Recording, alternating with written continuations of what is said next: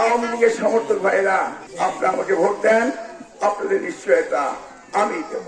আর আপনার চোখে জল থাকবে, আপনাকে হয়রানি করবে, এই জন্য মিলনের পয়দা হয়নি। যতদিন বেঁচে থাকবো ততদিন আপনাদের দেখে রাখবো, দায়িত্ব আমার।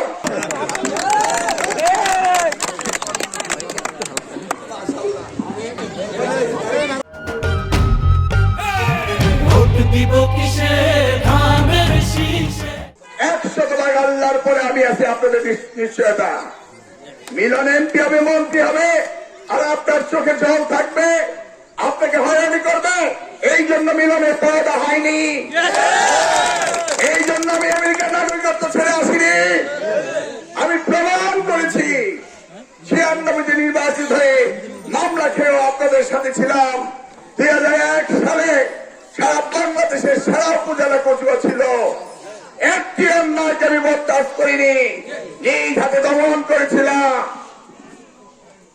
আর এবার আবার যদি আসি, আল্লাহর রহমতে আল্লাহকে হাজির নাজির করে আপনাদের বলে আসছি, যতদিন বেঁচে থাকবো ততদিন আপনাদের দেখে রাখবো, দায়িত্ব আমার।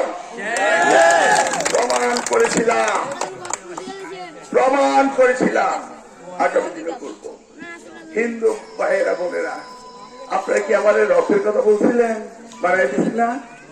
দেখেন, আমি নিজের দিন থেকে দেখি।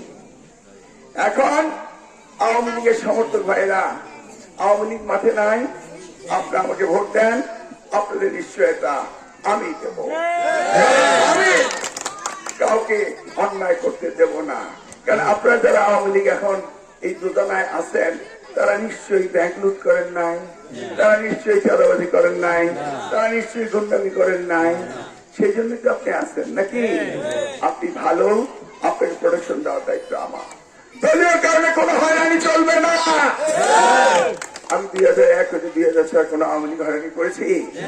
মহিউদ্দিন খান আমাকে কোনো মামলা দিয়েছি? আকালিয়াতে মহিউদ্দিন খান আমাকে গুলি করে নাই নির্বাচনের আগে? ওইটাও তো প্রতিশোধ নেই নাই। বাড়িতে অ্যান্টেনা তুইলা মানুষজনকে কিভাবে পিটাইছে দেখি নেই আমি প্রতিশোধ নিছি? ওই নিজে বলছি, প্রতিশোধে প্রতিশোধ বাড়ায়, ঘেন্না বাড়ায়। এক পরিবারে 34 জন মারা গেছিল, মহিলা 16 গুলি করে হত্যা করতে হাসিনা। এখন কি হয়েছে? পালিয়ে গেছো না তুমি? কখনো ঘেন্না করবেন না, প্রতিশোধ নেবেন না।